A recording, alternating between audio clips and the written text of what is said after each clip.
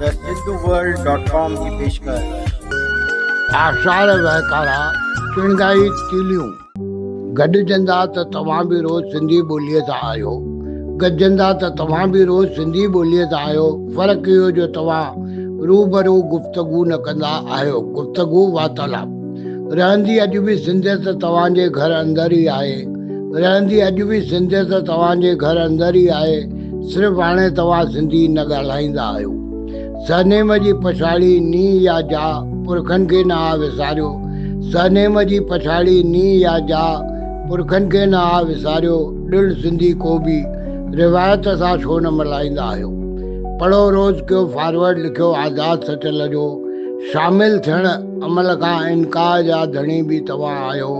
पढ़ो रोज़ कयो फॉरवर्ड, लिखियो आज़ाद सचल जो, शामिल थियण अमल खां इनकार जा धणी बि तव्हां आहियो।